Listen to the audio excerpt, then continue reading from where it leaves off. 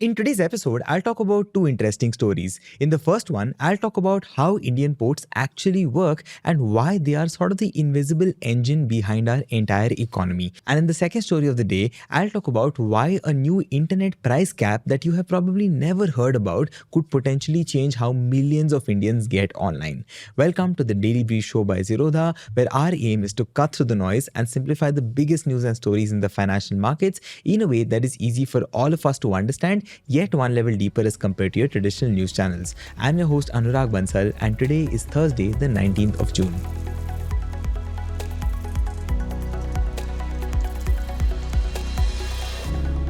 See, most of us don't really think about ports all the time. Unless you're really deep into the markets or you're sort of obsessed with logistics, ports feel like a faraway thing. They sort of just feel like places where ships dock, cranes move, and containers stack up like Lego blocks, right?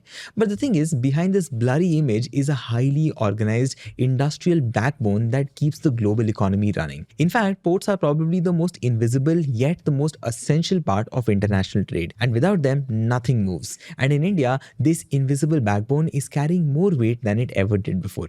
Nearly 95% of India's total trade volume and 70% of its trade value moves through ports itself. And that makes them a very critical piece of infrastructure for us. So if you want to understand how our economy is evolving, how trade is flowing, and even where companies are investing, ports are definitely a great place to start for the reasons I mentioned. So therefore, our team decided to dig into this. Now, the original plan for us was very simple. Just break down a few listed port companies in India. But the thing is, once we actually got into it, we realized something very interesting, that you really cannot understand these companies without first understanding how the port ecosystem in itself works. So therefore, we decided to get into it, and we split this into two parts. Now, this piece will lay the foundation of it, and the next one will actually go into how port companies actually make money. So with that context in place, let me very quickly start from the very beginning. See, India has been a maritime powerhouse for a very long time. Even the Harappans, which was over 4,000 years ago, built a dockyard at Lothal, which is modern day Gujarat. And over time, we became a very important part of what historians now call the Maritime Silk Route, which connected East Africa to Southeast Asia. And later, when the British came in, they built a network of colonial ports, mainly around three big centers, which is Mumbai, Kolkata, and Chennai. Now, these ports were run entirely by the state under what were known as port trusts. Now, the government owned the land, the berths, the cranes, and even controlled the labor. And this setup, which was by the way called the service port model, made sense back then. Trade volumes were low and shipping was still very basic as compared to what it is today. But the thing is, by the 1990s, the world had changed, and very drastically so. Global trade was booming, India had liberalized, and a new way of moving cargo, which is containerization, had completely transformed how goods were shipped across different places. And suddenly, the old model felt too slow and too rigid. It lacked investment, modern equipment, and also the ability to respond quickly to changes. So therefore, India began transitioning into a very new model, which is the landlord port model. Now, under this model, the government still owns the land and the basic marine infrastructure, but the actual terminals, which is where ships dock and goods are loaded or unloaded, are leased out to private companies, usually for a tenure of about 30 years. Now, these private operators then invest in cranes, yards, IT systems, manpower, etc., and they run the terminal like a business. And in return, of course, they either pay the government a fixed rent or a share of their revenue. And this shift was actually happening in bits and pieces until 2021, when the Major Ports Authorities Act was passed. Now, this law officially replaced the older law from 1963, and it gave port authorities more autonomy. Basically, with all of this, they could now raise more money, they could form professional boards, and they could take decisions without too much red tape. Major ports like JNPT in Navi Mumbai fully adopted this model, and today every container terminal at JNPT is privately operated. And the port authority, like I said, only plays landlord. But the question still is, what is exactly a port really? See, it's not just a spot where ships park, mind you. A port is actually a large and a heavily engineered space carved out of the sea. There are breakwaters that shield it from waves and approach channels that guide ships inside it. And that's not even about it. Inside, you have ships which are tied to berths, which you can think of like parking slots. And on the shore, you will find something that's no lesser than a mini city. It has roads, railway lines, customs offices, warehouses, and even power and water systems. It's basically a huge interlinked machine. Now, in India, ports are classified as major and non-major. But this is not based on size, mind you. It's actually based on who governs them. There are 12 major ports in cities like Mumbai, Chennai, Kolkata, and Vishakhapatnam, and these are controlled by the central government itself. More than 200 non-major ports like Mundra or Krishnapatnam are controlled by state governments or maritime boards. Some of India's biggest ports, which include the very busiest one, Mundra, are technically non-major, to be honest. Mundra, by the way, is run by Adani Ports, which operates 12 ports across the entire country. JSW Infrastructure is one more big private player over here. They started out by moving goods for JSW's own companies, but they now handle third-party cargo as well. Now, inside every port, there are multiple terminals, like I said. You can think of them like mini factories, and each of them is specialized for a certain type of cargo. One terminal might handle coal, another one might deal only with containers, another might be set up for cars or liquid chemicals for that matter, and basically each terminal has its own equipment, workforce, and even piece of software. And in many ways, it's an entire business of its own. Anyway, now that we have a basic understanding of ports, let's now put that aside for a bit and talk about cargo. Now, the thing is, when we hear the word cargo, probably most of us would just imagine steel containers. But the thing is, ports actually handle 5 main types of cargo. For example, there is dry bulk, which is like coal or cement, which is poured directly into ships. Then there's liquid bulk, which is like oil and chemicals, which flows through pipes into tankers. There's also containerized cargo, which is the steel boxes that carry everything right from electronics to toys and everything else in the middle as well. Then there is break bulk cargo, which includes odd-sized items like turbine or construction equipment. And these have to be lifted manually using cranes. And finally, there is roll-on, roll-off cargo, or ro-ro as it's called in the industry, which is usually vehicles that are driven onto and off ships. Now, each of these cargo types need a very different kind of terminal, and they all follow different business models. Bulk cargo terminals usually earn by weight. Container terminals earn based on how many containers they handle, which is by the way counted in 20-foot equivalent units. Liquid terminals usually serve long-term clients like refinery, and ro-ro terminals work with car companies and exporters. And needless to say, the margins, volume, sensitivity, and also capital requirements will vary significantly from type to type. Right now, India's ports mostly deal with bulk. About a third of the cargo that we move is actually crude oil, and if you add coal, iron ore, and fertilizer, that becomes half of the traffic that we deal with. Now, containers are still growing though, and they carry a larger share of high-value manufactured goods. And all of this is very important because as the Indian economy grows bigger and more complex as a result of it, container cargo will become more and more important. Location also plays a very, very big role in how ports function. India's west coast, for example, has a natural advantage. It is straighter, it has deeper water, and it sits closer to key global trade routes which are going to Africa, Europe, and the Middle East. Gujarat alone, by the way, handles more than 40% of India's port traffic thanks to mega ports like Mundra and Pipavav. Now, these ports are well connected by rail and road to India's industrial heartlands. The east coast is a different story though. It's important too, especially for mineral exports from states like Odisha and Chhattisgarh, but it faces some challenges. The coastline, for example, is much more vulnerable to cyclones, it slits up faster, and it also needs regular dredging. Road and rail connections also have not been as strong as, let's say, the others. But that's changing as well. States like Andhra Pradesh and Tamil Nadu are investing heavily in modernizing their port infrastructure. Anyway, moving on, there is one last thing that is worth knowing, and it is a problem India is actively trying to solve. See, most of our ports are not deep enough to handle the biggest and most efficient ships. So when Indian containers need to be shipped abroad, they usually have to travel to ports in, let's say, Colombo, Singapore, or Malaysia before they are loaded onto larger vessels. This process, by the way, is called transshipment, and it is costly, slow, and also puts Indian businesses at a very big disadvantage. And to fix this, India is building its own deep draft transshipment hubs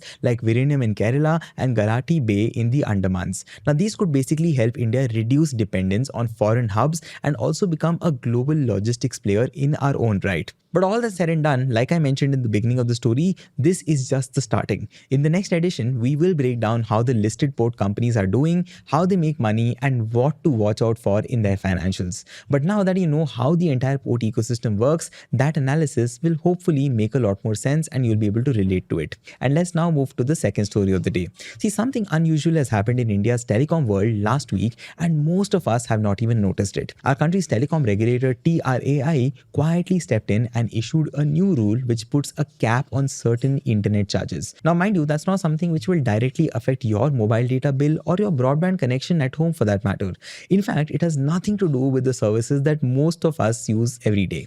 Instead, this rule actually applies to a small corner of the internet ecosystem, which is a very little known government scheme called PM-WANI, which currently serves just over 3 lakh users. But the thing is, despite this small number, this new rule could end up having a very big impact on how people in India access the internet. So to understand the details and why it even matters in the first place, we'll need to go back to the very beginning. See, PM-WANI is short for Prime Minister's Wi-Fi Access Network Interface. Now, this is basically a government program that was launched back in 2020 with one simple goal, which was to create a nationwide network of public Wi-Fi spots. Now, the idea that time was to make internet access cheaper, easier, and also more widely available, especially for people who do not have access to good mobile data or home broadband for that matter. Now, the thing is, even though India has among the world's cheapest mobile data prices in the world, it is still not accessible or even reliable for that matter for everybody. Some areas, especially the rural ones, suffer from poor network coverage, and the others have patchy speeds or simply do not have affordable plans which allow people to stay connected. Now, the PM-WANI was basically meant to fill exactly that gap by encouraging people to set up public hotspots in local places like markets, railway stations, bus stands, libraries, etc. etc. Now, the hope was that anybody could connect to the internet for a nominal fee or even for free for that matter without really requiring a mobile plan. But I'll tell you what makes the scheme even more interesting. The government did not want to build or operate these Wi-Fi hotspots on their own. Instead, they actually created a basic technical framework and they left it to the private sector to set everything up for them. Now, in theory, of course, that was a smart and a scalable approach. Millions of small shopkeepers and entrepreneurs could become Wi-Fi providers. And the target was also to set up 1 crore hotspots by 2022 and then scale up to 5 crore by as early as 2030. But the problem is that did not happen. As of mid-2025, only 3.3 lakh PM-WANI hotspots exist in India. That, mind you, is not even 4% of the original target. So the question is, why did it not take off? To answer exactly that, we'll first need to understand how PM-WANI actually works. See, the system is built on 3 main players. At the front end is the Public Data Office or PDO. These are basically people or businesses who actually run the Wi-Fi hotspots. You can think of your neighborhood kirana store or tea shop who's installing a small router and then offering internet access to anybody who's nearby. Now then comes the PDO aggregator or the PDOA, which is a technical platform which helps the PDO handle things like, let's say, user login, data plans, and also payments. Then finally, there is a telecom company, let's say like Airtel, Jio, BSNL, and so on, who basically provide the actual internet connection that the Wi-Fi hotspots can then depend on. Now, like I said, this setup entirely was designed to make internet access cheap. In fact, data on PM-WANI is often more affordable than what telecom companies charge. In some areas, you could get, say, 5 GB of data via a public hotspot for just, let's say, 18 rupees. And to give you a comparison point, that is 69 to 77 rupees for a very similar pack from Jio or Airtel. And that kind of price difference could obviously make a very, very big impact for somebody who just needs to send a simple WhatsApp message or maybe look up something online urgently. And the best part is that entry barriers were also low here. You did not really need a license to become a PDO. You did not also have to pay any registration fee, and you did not need to be a tech company as such. You only needed a place, a router, and an internet connection.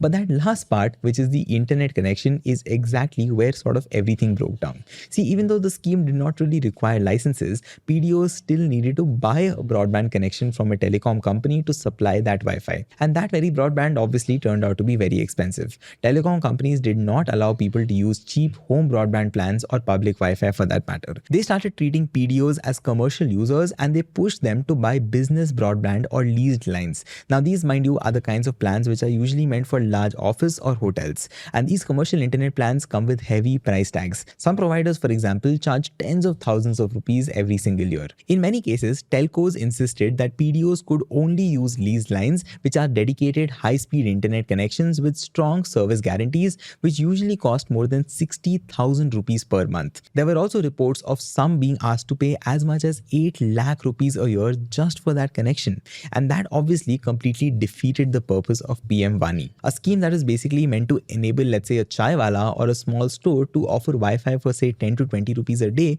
could obviously not work out if the monthly internet bill ran into lakhs of rupees. That obviously made no commercial sense whatsoever, because why would a small business take on that kind of cost just to offer cheap internet to customers? That is where TRAI has now stepped in. They realized that the core reason PM-WANI was failing was because of these backhaul charges, which is the cost that PDOs paid to telecom operators for the internet connection. So now they decided to put a ceiling to it. TRAI's new rule says that telecom companies must now offer their regular home broadband plans, which are the same ones that people like you and I use in our houses, to PDOs as well. And while they're allowed to charge a little bit more, they can't really charge more than double the regular price. So for example, if a 100 Mbps home connection costs 800 rupees a month, the telco company cannot really charge a PDO more than 1600 rupees for the exact same connection. Now this rule applies to all home broadband plans up to 200 Mbps. Now the goal obviously is very simple. TRAI wants to make sure small businesses can afford to become PDOs without really having to pay enterprise level prices. According to the Department of Telecommunications, this cap could also make public Wi-Fi backhaul up to 10 times cheaper than what it currently is. Now that obviously is a huge shift, and it could finally make the PM-WANI model viable. Now from TRAI's point of view, this is a very balanced move. Telcos get to charge more for commercial use, just not an outrageous amount of money. And at the same time, PDOs can finally get bandwidth at a price that might allow them to maybe break even or maybe even make a small profit. But telecom companies are not happy with this. They see this as an interference in how they price their services. Some have argued that this forces them to subsidize an entirely new class of competitors, because after all, PDOs are now buying data from telcos at government capped rates, and they are reselling it to users, possibly undercutting the telcos' own data plans. And their logic is that why would somebody buy a 150 rupee mobile data top up if a local shop is offering Wi-Fi for 10 rupees? Telcos are also worried about long-term revenue losses over here. They have spent thousands of crores of rupees building network infrastructure, which includes things like towers, fiber lanes, backend systems, and whatnot. And they now feel that this new regulation allows others to sort of piggyback on that investment without even paying a fair price. Some telcos even called PDOs resellers during consultations, and they pushed back against any attempt to regulate their pricing. But the government seems to have made a choice here. They believe that access to internet, especially for those who are still excluded, matters much more than telecom profits in this particular case. They want to give PM-WANI a real shot, and that means stepping into to fix the cost mismatch that has kept the scheme from growing further. Now, whether this fix will work or not is still very unclear. The pricing gap obviously removes a huge barrier, but the road ahead will obviously be really difficult. The truth is that beyond everything else, PM-WANI heavily depends on broadband infrastructure. So if a rural area does not even have fiber lines, then no amount of cost cutting or any other incentive can bring Wi-Fi over there. Now, many parts of India still lack basic broadband access, and expanding that requires fresh investment from the same telcos who are already upset about this gap. And by the way, even in places where infrastructure exists, there are still many questions. Will telcos play along willingly, or will they slow walk implementation? Will a price like, let's say, 1,600 rupees per month still feel too expensive for some small businesses? Will PDOs be able to maintain quality and uptime? These are all issues that will determine whether the scheme sees a real jump in adoption or not. Now, TRAI's move gives PM-WANI definitely a fighting chance, but it's obviously not a silver bullet. Success really depends not just on price, but largely on execution and also the willingness of multiple players to make it work. That brings me to the end of the two stories of the day. On that note, let's move on to the final section and talk about the quick news headlines. First, real estate giant DLF has recorded sales worth 11,000 crore rupees in just 1 week from its new luxury residential project, Privana North, which is located in Gurgaon. The project, which comprises of premium 4 BHK apartments and penthouses, marks one of the highest ever residential sales achievements in India. This performance comes very close to DLF's previous record performance of $1.4 billion in sales from the Dahlias. Second, Blackstone has acquired Kolkata's South City Mall in a landmark 3,250 crore rupee transaction, making it the biggest real estate deal ever in that region. The mall, which is spread over 1 million square feet, sees a daily footfall of 55 to 60,000 people, which can rise up to as many as 2 lakh people on weekends and festival days. Third and the final one for the day, TVS Motor Company has entered the Indonesian electric two-wheeler market with the launch of its iQube electric scooter, which is priced at an introductory IDR 29.9 million, which is approximately 1.6 lakh rupees. The scooters will be assembled locally at its East Karawang facility through its subsidiary PT TVS Motor. That's all the news and stories I have for you today. I hope you enjoyed this episode. This is your host Anurag Bansal. I'll see you tomorrow. Take care and goodbye.